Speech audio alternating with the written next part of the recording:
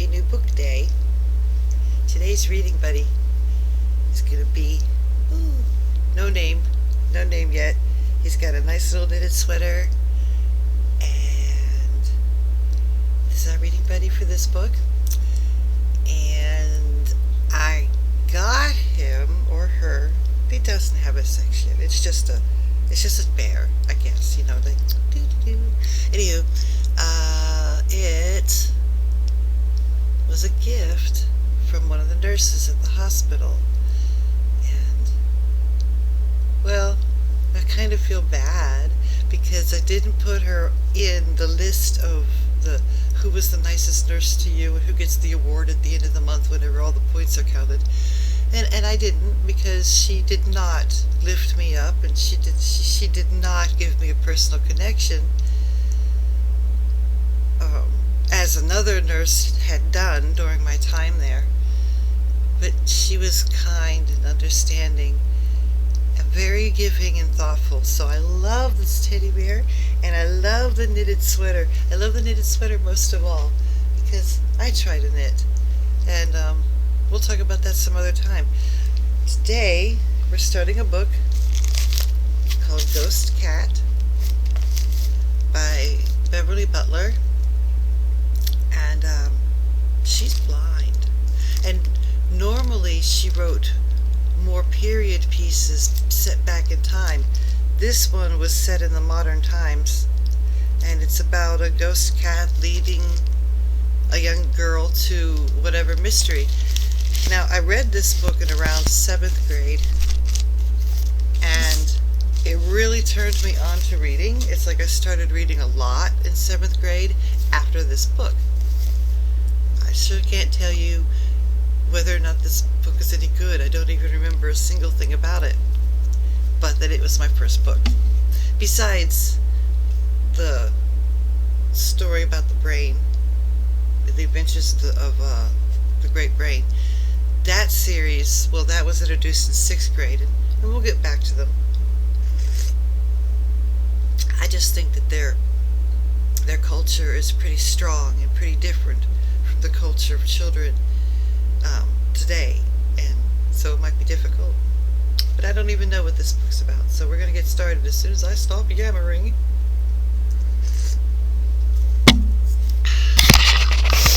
Alright. Ghost Cat, Chapter 1. Let's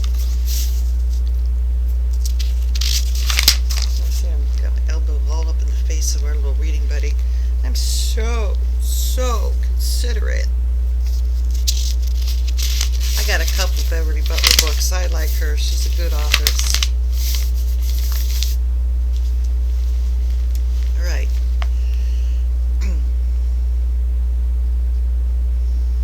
A cat was crying somewhere. The sound dragged Annabel up through the layers of sleep. Muffin! The alarm shredded the last tatters of her dreams. Muffin's got herself shut outdoors somehow and can't get in. Annabel was sitting up on the edge of the bed, fumbling for her slippers with her toes before she got her eyes really open. She blinked at the big attic bedroom, sparsely furnished, with 2 heavy, old-fashioned chests of drawers, a vanity table and a mirror, and 2 wide brass beds just growing visible in the half-light of the early morning. Where were her bookcases, her record player, and the big, overstuffed platform rocker that left her barely space to turn around in her cramped little room, but that was so cozy to curl up in? Recollection came like a rip of adhesive tape off of raw skin. Her own snug room in Chicago was hundreds of miles away, and she was stuck in a 100-year-old farmhouse in the north woods of Wisconsin, sentenced to spend the summer on a defunct farm among relatives she didn't know, so that her mother could be free to indulge in an array of wonderful new interests that left her no time to waste in the company of a gawky teenage daughter. The cat outside cried again, ripped the final inch of adhesive tape away, for it wasn't Muffin. It couldn't be. Annabel herself, 3 weeks ago, had gathered Muffin's crushed golden white body up from the pavement where it laid stiffened near the skid marks of tires that had swerved in vain to avoid killing, or deliberately to accomplish it. Muffin, whose love for Annabel had been as real and uncomplicated as Annabel's was for her. The familiar sting of tears began to smart inside Annabel's eyelids. She was tempted to press her face into the pillow and weep her grief into the muffling folds, as she had done so often before. The cat, the other cat, was still crying. It wasn't Muffin. But it was a cat in distress. The mewing was plaintive, questioning, and manifestly unhappy. Annabel couldn't simply roll back in bed and ignore it. Moving quietly so as not to disturb her cousin Donna, asleep in the next bed, she jammed her long legs into a pair of jeans, stuffed her feet into socks and sneakers, and pulled a baggy t-shirt over her head. She and Donna had been acquainted now for 2 days, and they had yet to find anything they shared in common beyond a great-grandfather long since dead and the fact that they were both 14. It went without saying that Donna was the pretty one, trim, graceful, and dainty, and had a good 8 inches less than Annabel's gangly 5'11" 3/4. Predictably, Annabel's elbow knocked the hairbrush off the top of the chest as she tried to tiptoe by. By luck, it landed softly on the braided rug below, and Donna didn't wake up. Annabel managed to negotiate the steep, uncarpeted stairs without more than a few creaks to mark her descent, and the deep hush of the house, still asleep, breathed in the air. She paused at the door of the attic stairs to glance along the bedroom wall. Whew. The first door was Aunt Lil's and Uncle Axel's. Her father's aunt and uncle, actually, and the grandparents of Donna and the other cousins. Across from it was Michael's, Donna's 12-year-old brother. Next to that was Todd's, a cousin who had arrived late yesterday evening. He was a puffy, pallid boy of 15 who, according to Donna, suffered asthma attacks when he was upset, and so had to have a room to himself. Todd had been coming here every summer for years to escape the ozone alerts that hot weather brought to Milwaukee, where he lived. Donna and Michael, who hailed from Minneapolis, had spent part of the last 3 summers here. Annabel alone had never set foot on the family farm before. Which is all the more reason to get busy and make yourself a home, Aunt Lil had declared, her round, unwrinkled face, one welcoming smile in its frame of silver gray hair. Aunt Lil promised to be this summer's one saving grace. I've always been sorry that we never had the chance to know your father better.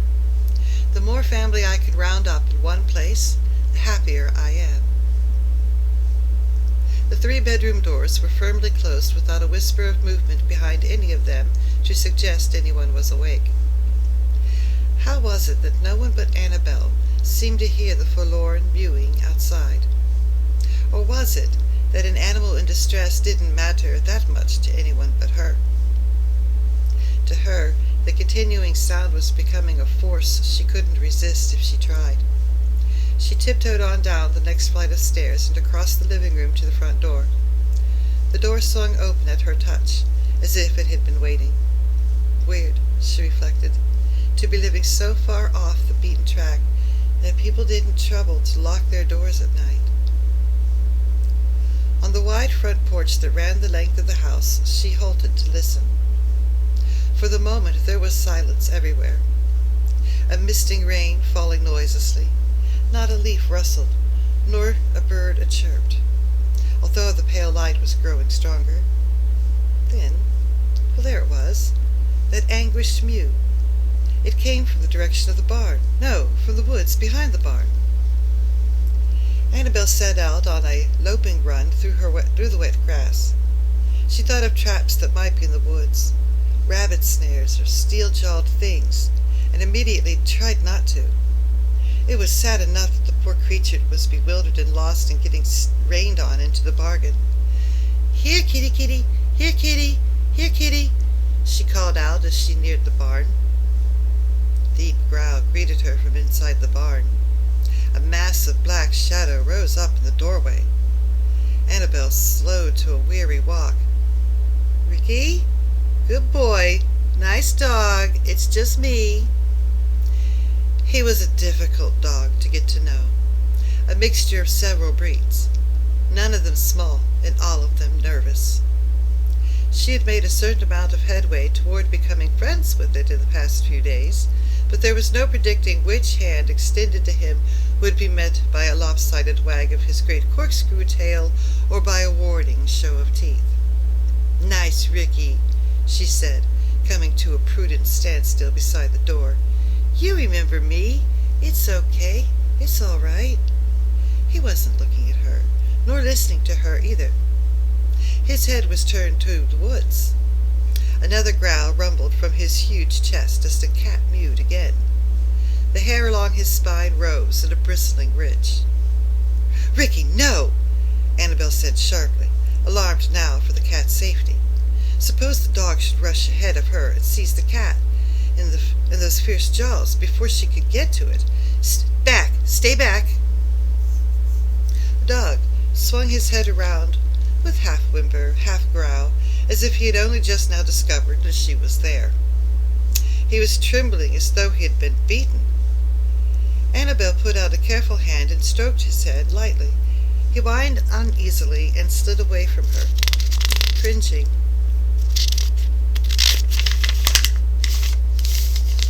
Into the shadows inside the barn. It was quite apparent that he had no desire to join her on her cat hunt.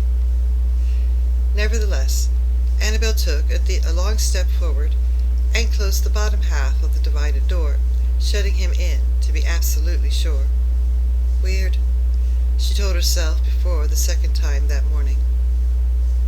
She sprinted the last dozen yards to the edge of the woods. The cat was still repeating its mournful cries, but they were growing fainter, receding further into the trees. Ricky's growling had probably scared it into retreat. Well, that was proof she didn't need to worry any more about a trap. "Here, kitty, kitty," she said. "Come, kitty, come." The mewing stopped short. Was the cat listening? "Kitty," Annabel repeated. "Kitty, kitty, kitty." Utter silence. She crouched on her heels, trying to peer through the hip-high tangle of brambles and fern that blotted out any trace of a path into the woods, as if there had never been one. "Kitty, kitty," she called twice more, and waited. The absolute quiet under the trees was almost creepy. It felt as if the whole place were holding its breath and watching her. She rubbed her hand over some prickles of goose-flesh that were popping up on her arm beneath the flecks of rain. "Kitty?" she tried again. The answering meow was so close she jumped. "Kitty!" She made her voice soft with sympathy and persuasion. "Come, kitty, come on." Another meow. Then, there he was.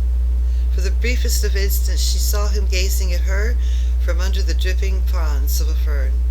A big, gray and white cat with long, silken fur that looked as soft as thistledown.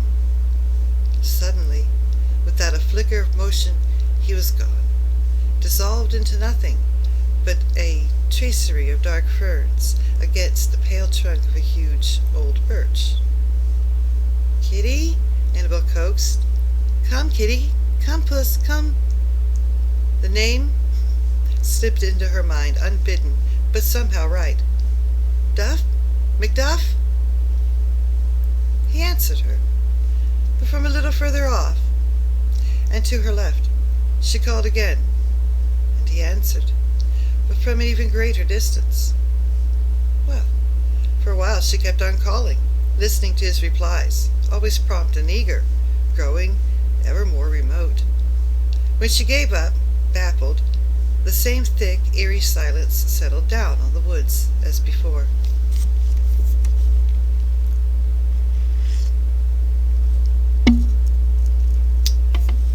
shiver crawled through the length of her spine under her damp t-shirt, although she wasn't really cold.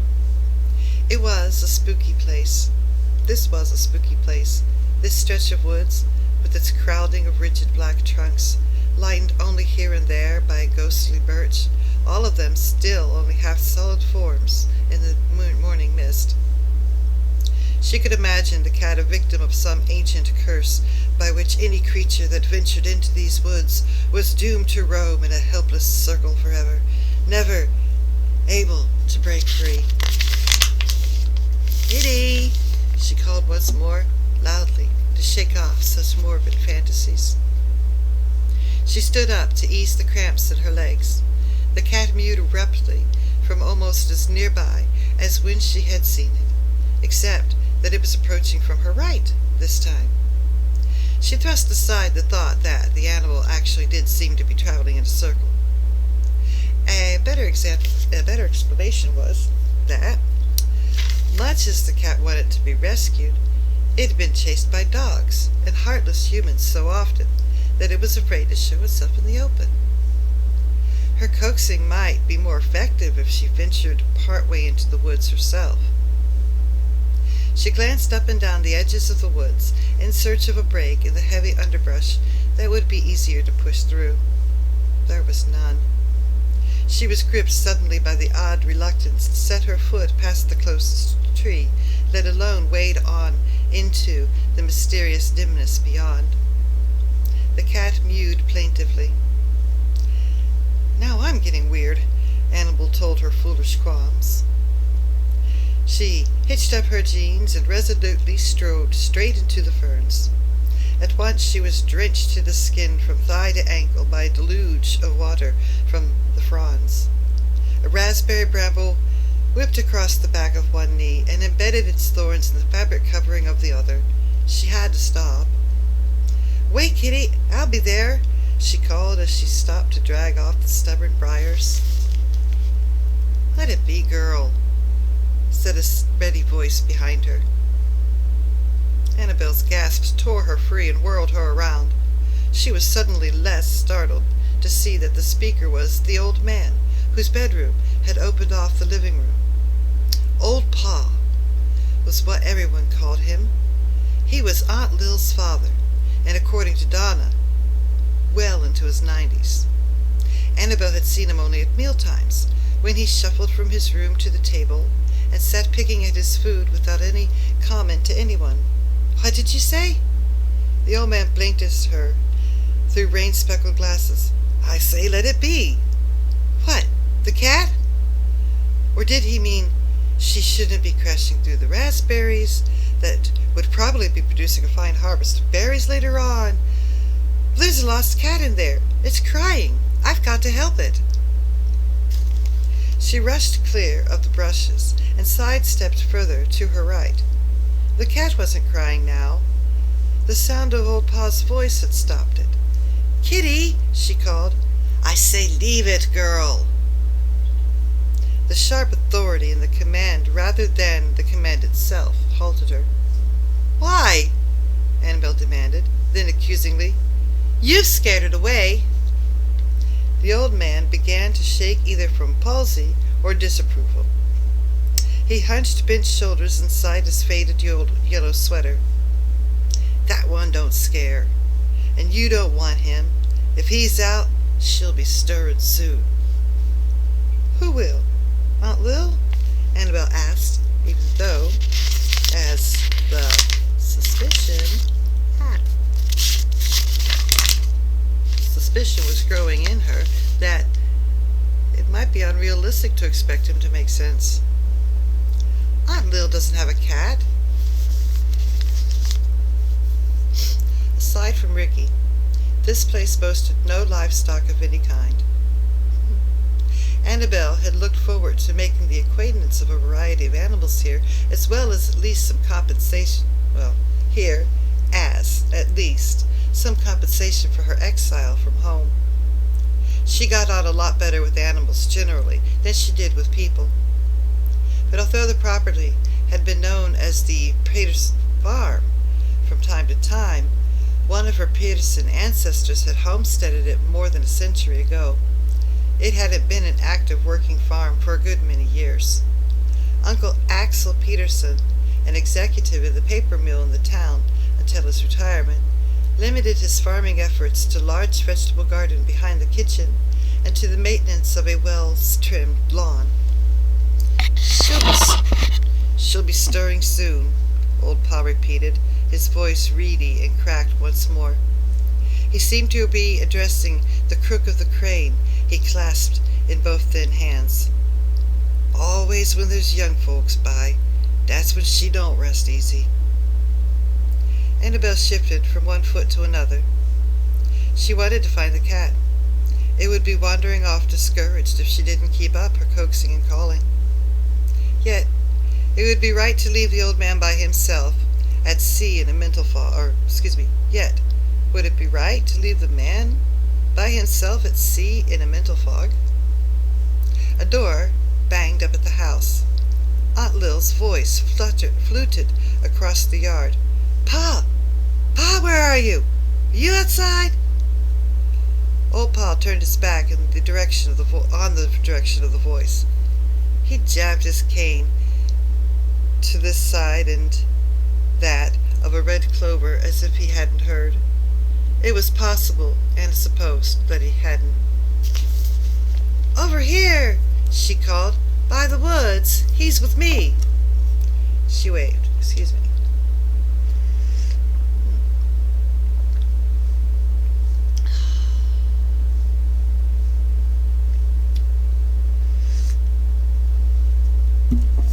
Wow, these chapters are long. Over here, she called. By the woods. He's with me. She waved as Aunt Lil's round form in corduroy slacks and printed apron trotted into view beyond the barn. Aunt Lil halted. Pa, for heaven's sake! What are you doing clear off here and all this wet? You'll be crippled up for a month. Bring him back to the house, Annabel, will you please? There's a lost cat in there. Annabel swept her arm to indicate the trees. I'm trying to find it. Well, that's all right. Don't worry about it, Aunt Lil said with a cheery tone of one who wasn't really listening. You come on in, too, and change into something dry. I've got breakfast started. Old Pal was scowling at the clover and shaking his head. Bad business, he muttered beneath his breath. Shouldn't be here. Shouldn't have to be here. Whether he was referring to himself, the clover, Aunt Lil, or something totally different, Annabel couldn't guess. He might as well be talking about her. She shouldn't be here. Shouldn't have to be here. She wouldn't be, either, except for Donald. Dr. Donald Kimball, with his white teeth and cleft chin, and Burt Reynolds' mustache. They would like her to believe he and her mother, that she was here because this was the ideal time for her to get acquainted with her father's side of the family. Or that she was too solitary and would benefit from a summer in the company of cousins her own age. Or that she would be at loose ends and too much on her own at home, with her mother taking special evening courses at the university and working at the clinic all day. Annabel wasn't buying any of that. As far back as she could remember, the annual Christmas card from the farm had carried in it an invitation to come up and visit. Always, especially in the 5 years since the death of her father, Uncle Axel's nephew, it was dismissed as too remote a possibility to even warrant a discussion. There was plenty in Chicago to keep her occupied, her books, her bike, swimming lessons, TV. And how often had her mother said she didn't know how she would have managed these last years without Annabel's company. Oh my.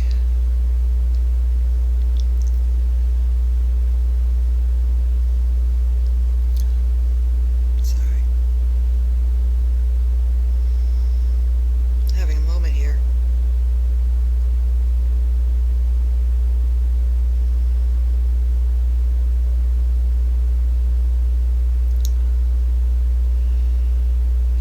nauseous. Boy, shift is almost done.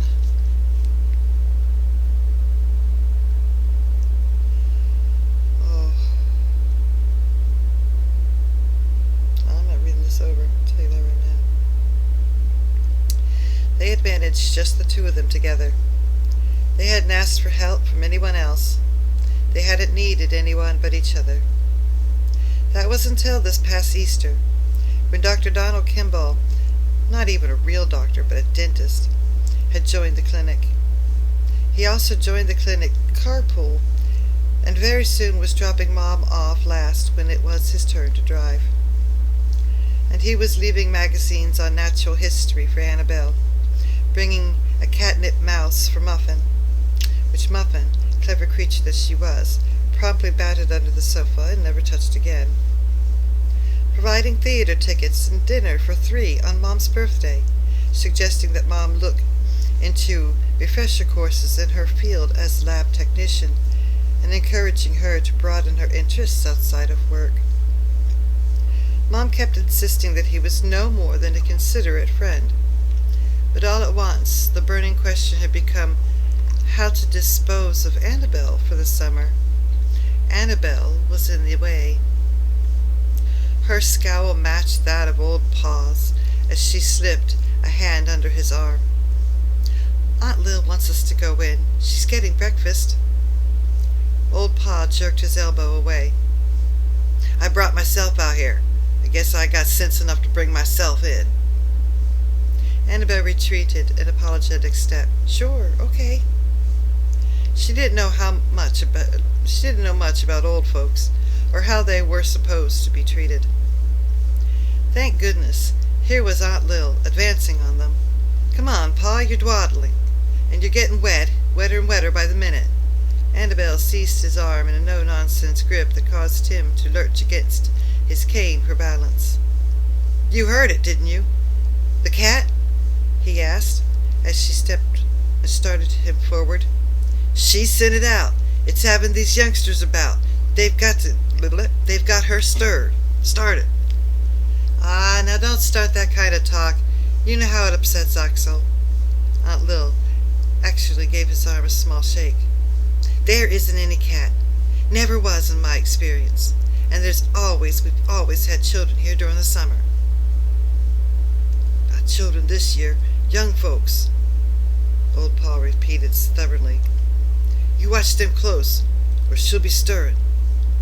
It's you I'll have to be watching, and if you're going to go wandering off at any hour, in any weather, really, Pa? I'm too old to be chasing after you all the time.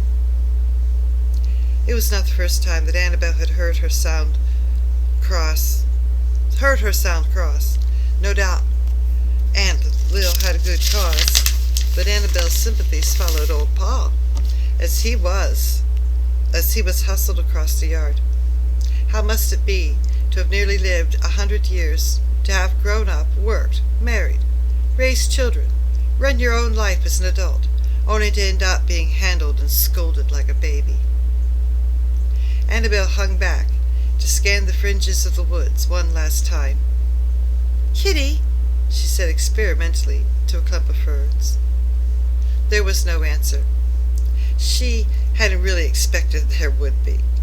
The cat was too shy to betray itself when there were so many voices and people close by.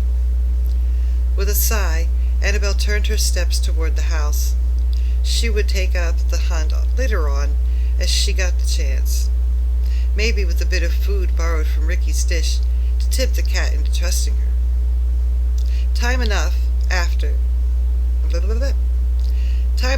they were friends to worry about what to do next in this particular household, where the very word cat apparently rubbed Axel the wrong way, and Aunt Lil, for some mysterious reason, wanted old Paul to believe there was no such thing. Ricky was scratching at the barn door. Annabel detoured to open it and set him free. He paused on the threshold to sniff her hand, then her wet pant leg. His tongue flicked across her fingers, and his tail performed a lopsided wag. The raised hackles and bared teeth of a half an hour ago might have never been. Yes, you're safe, you chicken, Annabel said, rubbing him gently between the ears. The terrible, scary old pussycat is gone. As she spoke, daylight broke through the mist, thinning the grayness to silver. The brooding blacks and charcoals of the woods brightened to tones of green and brown that were still somber because of the overcast, but no more sinister than the pretty scene on a picture postcard. Annabel walked on, thinking of the beautiful, big fluffy cat, and listening to the sudden squish of her sneakers. Only then did it cross her mind, as odd as the cat's coat could have been, that splendidly fluffy, not the least bedraggled, after prowling through all that wet, dripping foliage. Weird. And end of chapter 1.